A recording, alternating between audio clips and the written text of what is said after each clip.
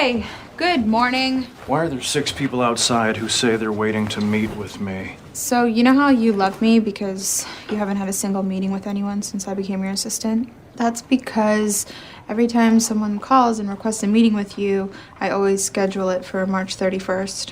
Why? Because I didn't think March 31st existed. 30 days has September, April, March, and November. June and November.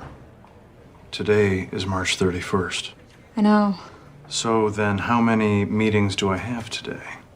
93. Okay. Every person's nightmare, maybe. So why doesn't, that's from Parks and Recreation, in case you didn't recognize it. So why doesn't Ron Swanson like to have meetings? Why doesn't he like to go to meetings? I think there are a lot of reasons that are specific to Ron Swanson. And then there are some reasons probably that are more specific to meetings themselves or more generalizable to meetings themselves. We're going to talk about all of that today. We're going to talk about it with, for starters, Liana Kreamer, who is a PhD student in organizational science at the University of Carolina, and Caitlin Rosenthal, an associate professor of history at the University of California, Berkeley. If you feel as though there is meeting creep, you are correct. Research shows that meetings have increased in length and frequency over the last 50 years. And we're talking about business meetings here for the most part, not AA meetings, not Quaker meetings, although I may invoke the Quakers once or twice here. They've increased in length and frequency over the past 50 years to the point where executives spend nearly an average of 23 hours a week in them, up from less than 10 hours a week in the 1960s. And that doesn't include impromptu gatherings. These are just sort of, canonical meetings, so to speak. So, I guess, Liana, maybe we should begin with this question. And welcome to both of you to the show. First of all, do meetings deserve their bad reputation? I think it's sort of almost considered to be cool to recoil at meetings and recoil at the idea of meetings. Why do people dread them so much? Yes, well, thank you so much for having me to talk about meetings, because I've been studying these dreadful events for the past 4 years now. And of course, people lament about them. I do not think they deserve the bad rep they get. And I think unproductive ones, surely they deserve this bad reputation. But I actually think it's become this culture to just complain about meetings. Like, let's just agree meetings stink. It's just become almost like a joke of an organization. You see all these memes of this could have been an email, yada, yada. But really, when people self-report on their meetings and the effectiveness of their meetings, it's like average 70% of people say their meetings are effective. So I think people self-report that they know they need to have meetings, and their meetings are oftentimes effective. But a company culture, they just like to complain about meetings. Right. And we can we'll circle back repeatedly to this question, and the question also about whether or not meetings can be good and be made so effective and useful that people feel less comfortable dreading them. But I think we also need to sort of maybe even look at the history of meetings. And for that, Caitlin Rosenthal is the perfect person to talk to about this. As I understand it from your work, it seems as though meetings in the workplace evolved or became more necessary as the workplace became a more complicated entity. In other words, I think the example you use is if you've got a shop and there's 5 people making shoes in the shop, you probably don't have to have a lot of meetings. But when things get more complicated, you do, correct? Yeah, I tend to think about meetings as a kind of information technology. They don't look as technological to us as a spreadsheet or another kind of reporting, but they're really a way for rolling up information when you're in a really big organization. And in one sense, as long as there have been businesses, there have been meetings. But in another sense, you don't start to see meetings as a formalized institution until businesses start to get really large, and also until corporations where you have ownership separated from management, and that separated by more hierarchy from workers, becoming common. So, for example, the earliest meetings that I've seen in the archives that I work with are in the 19th century US with the rise of large corporations. And the first meetings are only very occasional, and they're very formal. They're shareholder meetings and directors meetings. And I'm sure there are earlier examples in places where large organizations were rising earlier. And now these obviously aren't the ubiquitous meetings that we're talking about later, but they're the first kind of formally structured meetings where people are coming together to make these sorts of important decisions that are distinct from the kind of one-on-one interactions or even one-on-a-few interactions that you would have had in more traditional enterprises, where it was still possible for the owner or the manager to really know everyone he was working with and to communicate individually with everyone. Right. And it seems as though what you're also alluding to is that a certain kind of meeting becomes necessary when, in fact, either the ownership of the corporation or the departments of the corporation begin to consist of people who don't ordinarily have a lot of contact with one another. In other words, a shareholders meeting or a board of directors meeting becomes necessary because those people aren't on site most of the time. And an interdepartmental meeting also becomes necessary because you have people who have less of an informal opportunity to communicate. Does that seem right?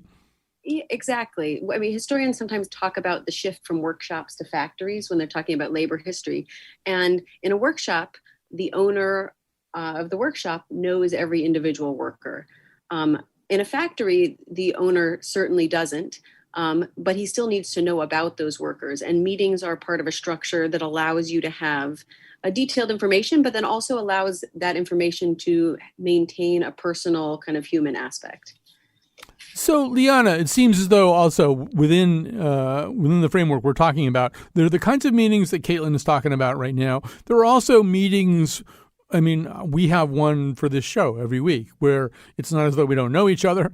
It's not as though we don't have opportunity over the course of the working day to communicate. But some kind of task-oriented group probably needs to meet periodically just to make sure that everybody's on the same page. In our case, we need some back and forth to begin generating ideas for other shows or how we could do a show differently, how things work. So that's sort of a different kind of meeting, right? It's not about people who have no other chance to communicate. It's about people who have no other chance to communicate this way.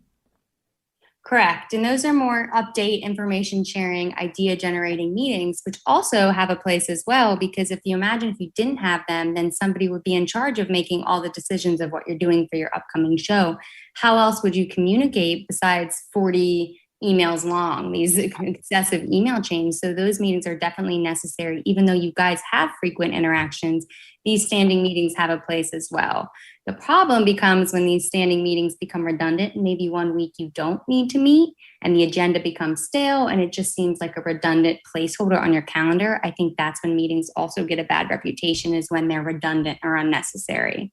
Yeah, and I also wonder about how meetings can be used in creative environments. So one of the most eye-opening experiences that I had, it was decades ago now, but I was a newspaper columnist at the time. And I sort of thought of newspapers as a place where, because we were not chasing the god of mammon, that we were chasing the truth, that our meetings were probably pretty good and pretty, goal-focused and all about just getting the truth out and less gobbledygook. I don't know what I thought, actually, but I thought something like that. And then I swapped jobs for one day with a guy who was a creative person at an advertising agency. And their meetings were so much more creative than ours were, and they had this kind of understanding that you could say dumb things, you could say bad things. I was there one day and they had to have a meeting for a client who wanted a new name for a new product that the company was going to put out. And they just said, who can be at this meeting? You can be at this meeting? And they pointed at me. Can you go to this meeting? I said, sure, I can go to this meeting. It wasn't even understood going into the day who even was going to attend this meeting. But in fact, it was this incredibly lively, interesting, and very sort of creative moment. And I thought, wow, how come we can't do that? How come we can't do that at my job? And I, to this day, don't quite understand how you create that kind of meeting where people really feel free to sling ideas around. Right. And I like to think of it as a leader toolkit, because there are so many strategies and tactics and activities you can do to make meetings more fun. And one can be brainstorming. You can even do silent brainstorming, I've seen, where you have maybe a group of 7 people sitting there for 10 minutes in silence, just writing down ideas or idea generating or solutions and brainstorming. And then after those 10 minutes are up, they all go around and share. And this generates better quality and more quantity of ideas. So that's a fun tactic to this idea of silent brainstorming. You can also do sticky notes. You can do anonymous voting on ideas. I mean, there are so many tactics you can use as a meeting leader, whether it's doing a standing meeting where everybody's standing there or doing a walking meeting. So I like to think of it as just expand this leader toolbox and switch it up. Don't resort to that stale agenda or the tactics you've been using for the past year. I think that's when meetings get that bad reputation, is when they just seem boring.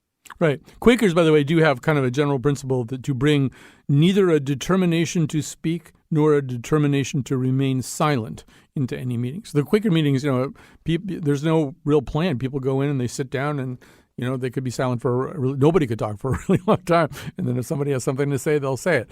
I don't think you can run a business meeting that way, but there's a little element of that anyway, of just making it all, a little bit more about actually having a reason to speak, because otherwise people speak to fill the silence, and you don't want that. So Caitlin, I'm so old that when I was first hired for jobs, I interacted with something called the personnel department.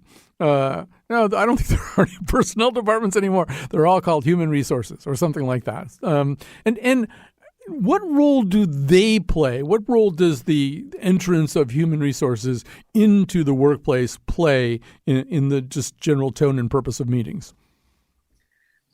So I think an interesting kind of angle on that question is what all are we including under this umbrella of meetings, right? Because in HR brings often a number of kind of highly formal meetings, meetings about evaluation, meetings where you're calibrating between people working in different roles to see if they should be promoted, things like that. So they bring in a kind of set of meetings that I think are very structured and very hierarchical. In a way, they're at the exact opposite end from the kinds of creative meetings you were just talking about. I mean, before I became a historian, I worked as a management consultant, and we used to have problem-solving meetings where they were supposed to be completely non-hierarchical, and we would generate all kinds of ideas, no bad ideas. And those meetings can feel amazing. But if you have a whole bunch of those meetings and then nothing happens, they can be just as frustrating as I think the hierarchical ones. And what I think HR brings, for both better and worse, is often a kind of structured set of criteria for how the meetings are going to work and how they're going to unfold. Now, they also makes clear that, HR is about recruiting, retaining, evaluating talent, and meetings, even when they're pretending to be non-hierarchical and very creative, there's always a little bit of fiction there as well. Meetings have an important role maintaining control. They have an important surveillance role over all different kinds of workers. And so there is a kind of sets of meetings that are wide open, creative, non-hierarchical, but then there are other meetings that are really about pushing towards decisions and maintaining control. And both those kinds can be good, and both those kinds can also be really, really frustrating. I think you discovered, as you looked into the sort of backroom paperwork of some of the early stages of human resources departments here in this country, that there was one thing that they were very, very interested in, at least in the 1950s and maybe well beyond that. And so, Kat, let's play A1 so Caitlin will have something to riff off of. It's birthday month. Creed's is today, Oscar's is week after next, Meredith's is at the end of the month. Michael usually goes with red and white streamers for... I have an idea. Why don't we just do one big shared party? What? There are 13 people working in this office, so 13 times a year, Michael gets a cake and balloons and some sort of joke gift and makes a toast. And there are two types of toasts. One is a joke about how old you are. Look at those wrinkles. Blacks do crack, not crack the drug. And the other is something inappropriate or horrible or both. What else? He only sings the high harmony to Happy Birthday. And he is a very big believer in surprise parties. Maybe even, arguably, possibly to a fault. Happy birthday! Happy birthday! So people like to have their birthdays celebrated. I guess you could almost call that a kind of meeting, Caitlin. Well, this is something you find often in our HR records, and also in oral histories of HR, is people talking about birthdays. And it's not like this is a large part of what HR does, but it becomes established as a tradition that the boss or the manager should be celebrating people's birthdays. And of course, the irony of the quote, the clip you just played from The Office is who are those birthday parties really about? Well, in the office, they're really about Michael Scott. They're really about the boss. Whose interests are they really serving? They're serving his. And this is part of the kind of tension, I think, in these HR efforts, is on the one hand, they're trying to bring a human side, an individual acknowledgement to this often very anonymous situation. The thing I referred to earlier, where your boss might not know you anymore, but he continues to know about you.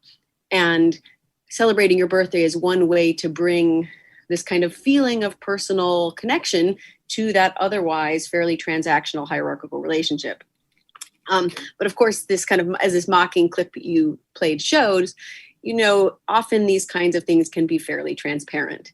And workers understand that the goal here is not so much to celebrate them as it is to manipulate.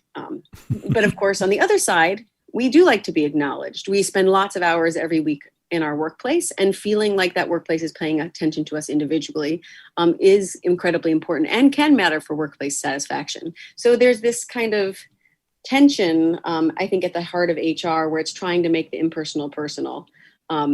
And that can work if the overall worker relationship is working, if someone feels good about their job and is well compensated. But I think in a situation where people aren't appreciated, then they can see that for what it often is, which is just a friendlier way of maintaining control.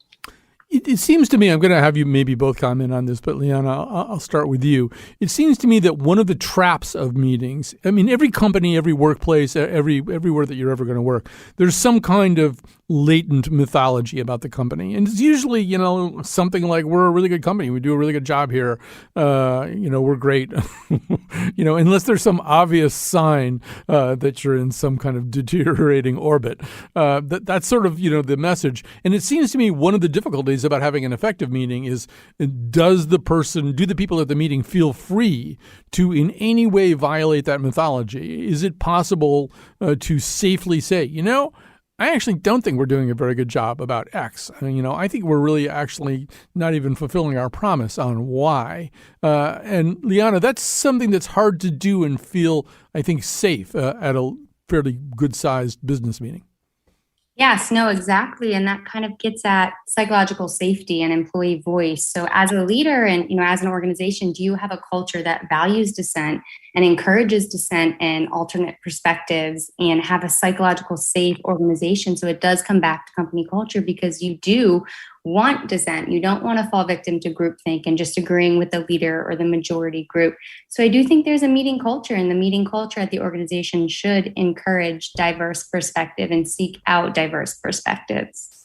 Yeah, so Caitlin, she just used the term groupthink. Groupthink dates back to, I don't think he coined it, but Irving Janis did the famous book about it. And one of the things he used as a case in point was the Bay of Pigs fiasco. And one of the things that immediately JFK figured out himself, I think, after the Bay of Pigs fiasco, he started asking the question, how could we do something so dumb? We had so many smart people in the room. How could we do something that was so disastrous? What happened at those meetings?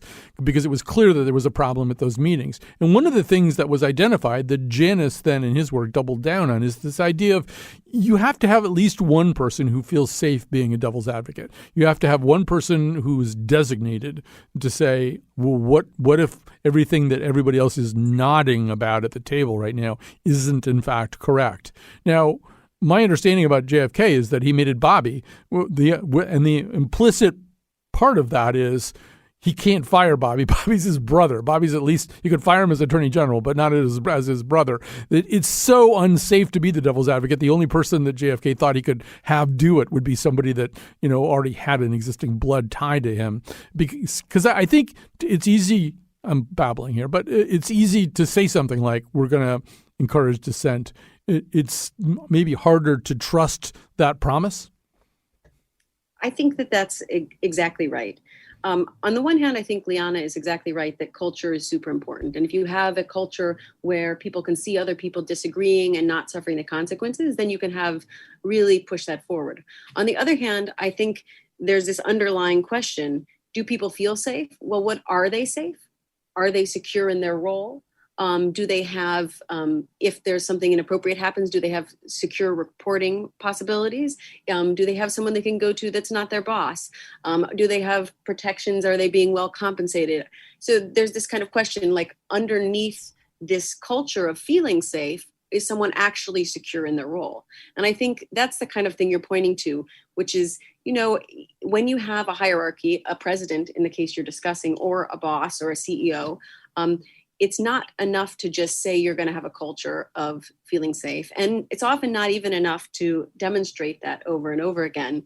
The real question is whether someone is in fact safe in their role. So if they say something, they're not actually going to suffer the consequences. Right. And I wonder also, and I don't know that we even have a means of measuring this yet, but just sort of heuristically, I wonder, Caitlin, if that's the feeling of jeopardy may be also enhanced during a period of time right now where the norms, the conversational norms, the vocabulary norms, the norms of sentiment are shifting in offices, and increasingly people are realizing that something that they could have said 5 years ago with relative impunity is much more complicated and apt to trigger problems now, that people feel as though that you could maybe have a conversation about a certain thing. Is this a good idea? Is this a bad idea? Should we do this? Shouldn't we do this? That conversation can be dangerous, even if you haven't picked one side in that question. And I'm wondering, I think we might be entering another period where people somehow or other are going to have to navigate a new set of rules that aren't written down anywhere. I'm an expert on the past, not the present, right. So I can't say whether things are shifting. But I do think that my impression is that you would see more difference between businesses than you would over time in recent years. In terms of some places that are where workers and middle managers, et cetera, are really kind of empowered to speak up, have continued to have a good culture. And then others where the culture is more broken and people don't feel empowered to speak up. You think about, this is one thing if you think about the difference between, say, an employee resource group that's supposed to be an advocacy organization and a union. An employee that's actually protected by a union may feel like it's possible for them to speak out in different ways than an employee that just has an employee resource group, which actually doesn't have kind of any teeth or advocating power behind it. And so I think there's some of those differences between how different businesses are functioning are probably bigger than how those things are changing over time. Yeah, Liana, I feel as though there's an increasing list of things that I would be less comfortable dealing with at a meeting, things that I might want to talk to somebody about. But a meeting is by definition a group of people with different sensibilities who might react in very different ways to what I said. And if anything, to me, the meeting feels less safe now than it ever has. But that could be my white male privilege talking too. Mm-hmm. I think, the way we are headed, that certainly can be the case and may be the case. And I think we should be mindful of that. And there are ways to have anonymous feedback after a meeting, or if you, as a leader, if you feel like either, there's some tension in the meeting, or maybe there was some emotions involved in the meeting, have a decompress or a debrief after the meeting, have anonymous feedback on the meeting or on the decisions made or the discussions that happened during the meeting. I think a good way to promote or encourage dissent is after the group has arrived at a decision, and maybe there is a consensus on the decision, take 5 minutes to all of you play devil's advocate and explore what's potentially wrong with this decision. So think about the Bay of Pigs. After they all agreed on the plan, what if they just took 5 to 10 minutes to think about what could go wrong? So essentially plan for failure and see what's wrong with the plan. So you can encourage and stimulate this idea generation around what could go wrong. And I think there are ways to encourage that. And I think we should move towards that, because as soon as we discourage or avoid dissent is when we fall victim to decisions like the Bay of Pigs. Right. Ideally, I think in the Cuban Missile Crisis, they tried to do that a little bit more. If I could just add one detail here, I do think this is something that's changed as of so many of our meetings have gone virtual. Mm-hmm. Often after a contentious meeting, there is also repair work to be done between the people in the meeting. I've The most common meeting I went to this year was a faculty meeting. And when we had an intense disagreement in the meeting, if that meeting had been in person, the people on the opposite sides would have been talking to each other in the hallways after the meeting. But instead, the meeting just ended. And I think especially on those sensitive topics where you have an intense disagreement, everything seems to be sort of personal on Zoom. But in fact, you're missing the before and the after, where the kind of individual connections can be made that do repair some of the kind of disconnect. I agree with you 1,000% about that. I found it, and I'm sure you did too if you were teaching seminars too. I mean, a seminar in a way is a kind of meeting. You know, it's 15 people getting together to talk about something, or however many people are in your seminar. And I think, you know, in those situations and in meetings, there's kind of a weather system that builds up in the room. Even before you get out in the hall, there's a kind of discernible weather system that you can just sort of pick up through body language, breath, rustling around. You know, you can sort of tell how people are processing stuff and maybe alter what you say, or you can just realize how close you are to get to maybe, you know, pissing somebody off or getting in trouble with somebody. I found my students in the seminars were much more reluctant to take a possibly contrarian position for the reason that you're saying, that they, first of all, wouldn't know right before they hit the rocks. And once they hit the rocks, they wouldn't know how to repair the situation because we're all sitting in little boxes. All right. Well, maybe that's a good conversation stopper. Lily Tyson, who's producing the show, wants me to go to a break. Anyway, let's do that, and then we'll come back. Financial power, a system he can shape however he wants. The Virginians emerge with the nation's capital. And here's the pièce de résistance. No one else was in the room where it happened, the room where it happened, the room where it happened. No one else was in the room where it happened, the room where it happened, the room where it happened. No one really knows how the game is played, the art of the trade, how the sausage gets made.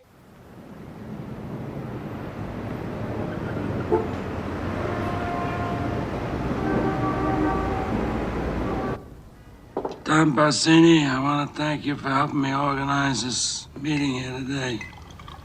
And also the other heads of the 5 families, New York, New Jersey. Carmine Cuneo from the Bronx and Brooklyn. Philip Tattaglia from Staten Island. We have with us Victor Strachey, and all the other associates that came as far as from California, Kansas City, and all the other territories of the country. Thank you. All right.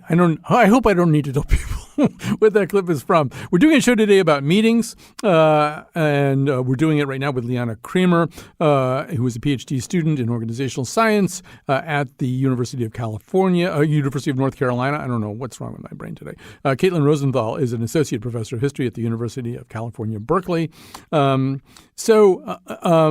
Caitlin, I think you might have been the person who said this in the first segment, but just to go back to that clip. So I actually did a poll on Facebook today about that clip, or about that meeting, saying that, you know, there are certain things that Don Vito Corleone appears to be trying to get done at that meeting, forbidding people to kill his son Michael, telling people he doesn't want to go into the narcotics business.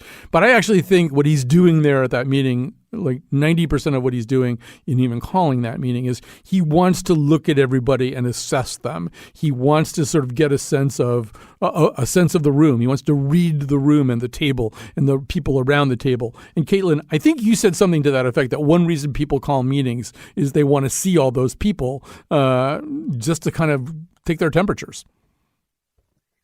Yeah, there's something about seeing people in person that I think allows people to feel and to actually be able to push the answer to questions that they could get otherwise.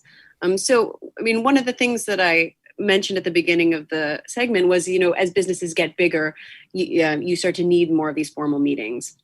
You know, one of the kind of historical organizational thinkers is Daniel McCallum, who works on the New York and Erie Railroad. And one of the things he says is, you know, on a small railroad, the one superintendent can have in his mind how everything works, and he knows everyone and can do everything. But as the railroad gets massive and complicated, he needs this formalized system of reporting. So what he needs, in McCallum's view, is checks and data to make sure things are running, and a big system. But the system also isn't enough. So what he needs to do is to have that system, but also to pull key people in front of him and to hold them accountable for the data. So, and this is the kinds of things that you see in, like, my husband's firm calls them quarterly business reviews.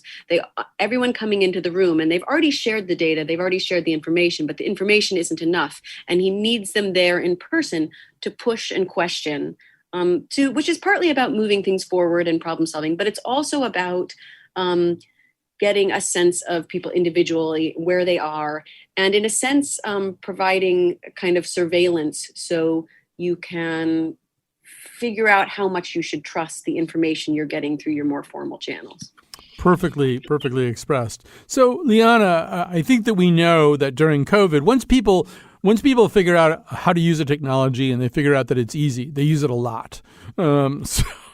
So once people got the hang of Zoom, there were a lot more meetings. But I think you're telling us that it appears that the meetings were shorter, right? There's a way in which, even going back to the Godfather, the meeting of the five families, well, if you're going to get all these people together, you can't just talk to them for 20 minutes and adjourn and say, thanks for coming out here. There's sort of a sense that the meeting has to go on to a certain length because you made everybody show up and get into this room, and you got beverages for them and snacks and stuff like that. Well, whereas I would assume the nice thing about a Zoom meeting is it's a little bit more guerrilla. You could just sort of, get in and get out fast. Yeah, no, exactly. So the data shows that, meeting quantity has increased over the past year and a half with this switch to virtual meetings, but the length of the meetings has decreased. And I think part of it is, yes, you don't have that cooler talk. You don't have time for, or it's not as natural to have organic conversations for 10 minutes of catch-up talk before the meeting begins. And of course, if you call the meeting and you have that meeting space for an hour, you're going to utilize that whole hour, which might not be the best thing anyway. But in a virtual setting, as soon as you go through the agenda and you come up with your decisions, the meeting can adjourn early. And I think Zoom fatigue has been this very popular phenomenon. I'm sure you've read about it, heard about it, seen it on social media, on HBR. So Zoom fatigue, people get tired sitting in meetings and the screen time that they're exposed to with these virtual meetings. So yes, meeting quantity has increased, but the length of them has decreased. Okay, so, I would be remiss if we did not just talk about sort of the difference between good and bad and tips for good. So I'll start with you, Caitlin. If you were going to advise, and I realize there's no shoe that fits all the feet here because the meetings exist, as we've been saying straight along, for different purposes. But are there some general rules of thumb that will help you have a good meeting? Well, I mean, number one, and this is not through my historian's expertise, this is personal experience, is that the meeting has to have a clear purpose. Mm-hmm. I think sometimes it doesn't mean it has to have a detailed agenda, and sometimes that can go too far, especially if it could be, one of these 15 or 20-minute meetings where you're in and you're out. But if you don't have a clear purpose for the meeting, then the meeting is not going to go anywhere. I mean, one of the best things that happened to me this spring was that our department chair canceled a whole bunch of faculty meetings because they decided we didn't need them. And when you don't have a kind of clear thing and you have a lot of people in the room, people can find something to talk about, but it gets incredibly frustrating. Liana, how about you? What are some tips for good meetings? I second what Caitlin's saying is be intentional. Be intentional with why you're calling the meeting, the goals, the outcomes, what you want to result from the meeting, who you're inviting to the meeting, how long the meeting is. Evaluate if you even need the meeting. So I think as a leader, just be intentional with how you design your meeting, how you facilitate your meeting, and then how you end your meeting. I think it's very important to get feedback from your team. So if you think that leaders spend 50% of their time leading meetings, they for sure should be evaluating the quality of their meeting and how satisfied their employees are with their team meetings. It should 100% be included on their performance evaluation of how good they are at leading these meetings. I think just asking for that feedback and being intentional and caring is the number one facet to leading good meetings. Yeah, and Liana, we kind of touched on this in the first segment, but maybe say a little bit more about it. There's also that question of, should everybody participate? I mean, there's one problem, which is that if you encourage participation, the first person who's going to leap at that opportunity is the person who talks too much anyway, and maybe has some peculiar axe to grind or bizarre way of thinking about a lot of stuff and can't stop talking about it. And on the other hand, there may be somebody who's incredibly reticent, who doesn't like talking at meetings anyway. anyway? Is it important to get that person to talk, or should we just follow the Quaker model and let them decide? No, so I think depending on the meeting's goal. So if it really is a brainstorming and you want diverse perspectives and equal participation, then yes, you should encourage those more introverted or lower status voices, which is why leveraging this silent brainstorming approach or having people generate ideas on their own before they come to the meeting and having a way to hear all voices and not just letting the more dominant voices be heard. If it's a decision-making and brainstorming meeting, then you want diverse perspectives. Now, I'm not saying that every meeting is supposed to operate that way. So there are some meetings where maybe the leader will talk more. It's more a delegating task type of meeting. But if it is a brainstorming meeting and you are truly seeking diverse perspectives, I think it's important to have equal participation from all important voices. Caitlin Rosenthal, as a historian, it must be sort of frustrating at times if you want to study meetings, right? Certain meetings are governed to a certain degree by FOI laws, if they're of government agencies. On the other hand, it's not necessarily the case that you'll find out everything that happened at that meeting. I mean, I was thinking about this getting ready for the show, and I want to know about the meetings at Volkswagen when they wound up deciding to put that, emissions detection defeating thing in the cars and got in all this kind of trouble, practically brought the company to its knees. I really want to know, who was at the meetings? Did they discuss it? Did they say, let's do it anyway and hope we don't get caught? And I mean, the kinds of meetings that you might want to study must be very, very hard to get access to. Well, the first thing I said when someone invited me to talk about meetings with them was, I'm not really an expert on meetings. Mm-hmm. But it's pretty hard to find a historian of meetings. And I think a lot of that's to do with how archives work. Some things get saved from meetings. They are agendas and minutes, but we all know from being in agenda meetings that agendas and minutes don't often tell you the interesting things about what actually unfolded in the meeting. Mm-hmm. They don't tell you the personal aspects. They don't give you the smoking gun of how this outrageous decision was arrived at. And so when I've studied information and technology systems in the past, I've tended to write about accounting. I've written about spreadsheets and data and all the kinds of things that leave behind written records. Whereas you don't have, except for anecdotally, the same kind of paper trail for meetings. Now, it's an interesting question whether Zoom's going to change that. We've all now been on meetings that are recorded. Yep. I've never gone back and watched one, nor do I ever really want to. But that may radically change the way kind of historians are able to think about kind of what actually happens in meetings. When I was an undergraduate in college, we actually had gotten access to the recently declassified papers regarding the decision to use atomic weapons against Japan. And there was no record of a meeting where Roosevelt and his team said, okay, we're going to do it. You just couldn't find it. I mean, it didn't, whenever that happened, however they did it, they just, and you'd want to know how things got discussed at that meeting, but no. All right. Well, listen, this has been fun to talk to both of you about. Liana Kreamer is a PhD student in organizational science at the University of North Carolina. Caitlin Rosenthal is an associate professor of history at the University of California, Berkeley. We're going to take a break. We're going to talk about one of the other kinds of meetings that you can have, and that is, in fact, the office party. I'm losing my mind just a little. So why don't you just meet me?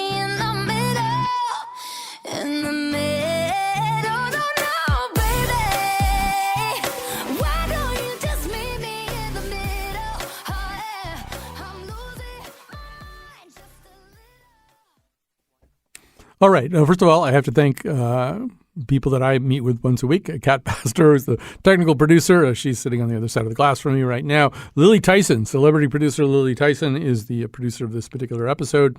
So thanks very much to both of them. So now we're going to talk about, I don't know that this is actually qualifies as a meeting, or maybe it is. Maybe it's just sort of a meeting with alcohol. But neither fish nor fowl. It's the office party. Here to talk about it is Rachel Sugar, a staff writer for Grubstreet, New York Magazine's food blog.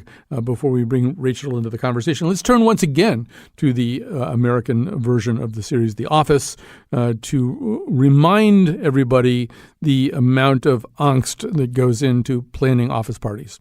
Basically, after Phyllis blackmailed Angela, Michael asked them both to step down from the party planning committee because there was too much drama. What he said was there was a problem with having one head of the party planning committee. She becomes too powerful, so he appointed two heads. Party planner? I'm a paper This is salesman. literally the stupidest This is thing I've ever done. humiliating. All right. So, Rachel, you wrote about office parties for New York Magazine. Give us a little sense of the history of the office party.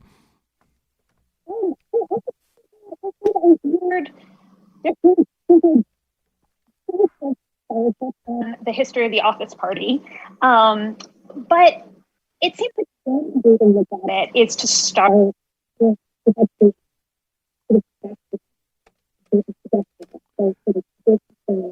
20th century, where Rachel, I'm just going to interrupt you. You're getting sort of a thing here where you're a little bit muffled for some of the time. So what we'll do is I'll have either Kat or Lily talk to you for a second. Maybe we can sort of figure out what's going on. And while that's happening, I'll try to vamp a little bit on this topic, which I can do because I've been to a lot of office parties. And so I do think that there's a couple of problems with office parties. And one of them, of course, is, and I think this is something that Rachel is going to talk a little bit about it when she comes back to us. But there have been changing mores, I mean, there was a time when it was kind of understood that people would just get hammered at the annual office party, the Christmas party, whatever it was, the holiday party, that was sort of, it was understood that maybe some of the norms, of course, if you watched Mad Men, you also realize that was a time when it was also understood that you might get hammered during the workday itself, while you were out at lunch, whatever. But the more and more that the workplace kind of got cleaned up in that regard, the more problematic and dubious the office party is. Is it a place where the normal rules don't apply? Is it a place where, or is that kind of a trap? Is it the case that if you violate the normal rules on that particular night and come into work on the following Monday morning, you'll be a leper or a pariah? And I don't think that's ever very well spelled out. And it's sort of incumbent on the people who are the party planners to figure out, how you avoid those kinds of situations. Let's go back to Rachel and see if we've sorted out that mic problem. All right. Hi, Rachel. is this any better? That's a little better, yeah. So give us a little more sense of the history. So we're looking probably at the 20th century, where you're actually looking at factory work and factory owners who are throwing these sort of big events as a way to morale up, keep people from leaving, and sort of this paternalistic sense of we take care of you, and we provide not only work but we provide sort of the social infrastructure for your life. We provide picnics, barbecues, skating rinks, and I think that might be the place where we could sort of locate the beginning of the office party. Yeah, so there is, we're still having a little bit of a tech problem here, so stay on mic or on your, close to your mic as you possibly can while we do this. But, so there was this kind of idea that was sort of built into the office environment. I think this is like really true, 50s, 60s. Once again, we're sort of in that Mad Men era, but probably stretching forward too. That sort of at the end of the year, we owe you something, right? We owe you a little chance to blow off some steam. We've worked you as hard as we possibly could. So this is going to be your opportunity. And so, Rachel, I assume what did go with that was maybe a little bit more permission. Like, if you had a little bit too much to drink, that wasn't necessarily going to be going down on your permanent record. Yeah, and I think that's one of the things that's really fraught about office parties, right? Is that the usual rules don't apply. So what rules do apply, and who do they apply to? And I think that's sort of the fun part of parties, right? This sort of social, not necessarily inversion, but sort of throwing out the usual hierarchy, throwing out the usual social order.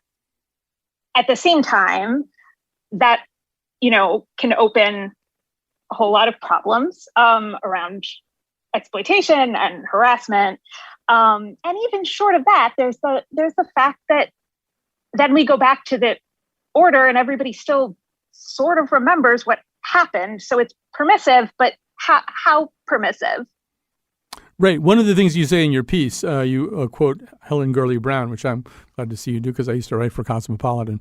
And she talks about the fact that sort of in that earlier kind of male-dominated culture, or it was sort of maybe male-dominated white-collar office kind of manager people, maybe going to the party with women who were under their supervision and stuff like that. That, if in fact it wasn't couples, if it was sort of the wives waiting at home, they were among the people who really started asking questions like, what the hell is my husband doing at this party? Yeah. She does. Her general book on office etiquette is sort of this delightful time capsule. I don't know how true that is exactly, but certainly it hints at both, a sense of potentially in the best light, this sort of sense of like libertine fun, but also a sense that things that might happen and, might have consequences. Right. So we should fast forward a little bit because we've just been through this era where, like everything else, if there was going to be a party, an office party, it was going to be a Zoom party. And in a way, that would seem to solve some of these complicated questions. Unless your name is Jeffrey Toobin, it's kind of hard to get in a lot of trouble at a Zoom party because at a certain point, people aren't going to be able to, if you're going to puke, you can just go off and do it by yourself or whatever it is that you've sort of managed to party yourself into. It's less visible to everybody. So I don't know. Did that solve a problem, or did it just make people yearn to get down and be funky with their coworkers in the old way? I will say that I have not heard a lot of rave reviews of Zoom office social events, parties or happy hours or otherwise. It does seem like overall it's certainly eliminated some problems, and I'm positive that there are people who would be happy to never have an office party again. Let's just be done with it now that we've seen we don't need it. Let's not do it. But I do think that one of the things you lose on Zoom, and one of sort of the best potential things about parties is this sense of chance that you might have a conversation you didn't intend to have or interact with someone you don't usually interact with. And on Zoom, a few notable examples aside, everything is so intentional, which is sort of at odds with like the whole idea of fun, I think. Absolutely. I think Zoom is at odds with the idea of fun. Rachel Sugar, it's been great to talk to you, the staff writer for Grubstreet, New York Magazine's food blog. I quickly want to say something about this, too, because the one thing that occurred to me reading Rachel's piece was I think something that needs more attention than it sometimes gets is the goodbye party. I think Caitlin was talking about this in one of the earlier segments, but how you leave anything is really, really, really important, and how somebody leaves a thing. And so when people leave a company, right now it's been very hard. We've had some significant departures here where I work, and we haven't really been able to celebrate the work of that person as much as I would have liked to. And I think if you see the movie Spotlight, there's this very, very sad little scene at the beginning where somebody's leaving after a long time at the Boston Globe, and there's something so perfunctory about that party and the cake and people who don't go to it. You just want to avoid all of that. All right, we're going to end with one more conversation about meetings. Here we go. Very low maintenance. It's just, we're supposed to have a meeting, and we're having a meeting. So let's start by doing what we set out to do. Let's accomplish that. Let's have a meeting here at my office. We did attempt to have the meeting, and I did make the drive part. So the drive part, that I did do. The driving, you got down good. That's a little out of balance now, because I did my drive. But it's not out of balance, because, you were driving and I was waiting.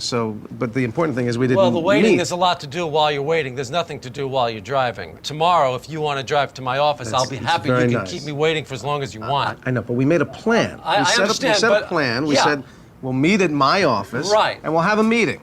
Yes. That's the plan. That hasn't been accomplished. Let's accomplish that. That's all I'm saying. We attempted to have the meeting, but it was We aborted. attempted and we failed. Let's have that meeting. We're having that meeting right now. This is not a meeting about the show. This is a meeting about having a meeting.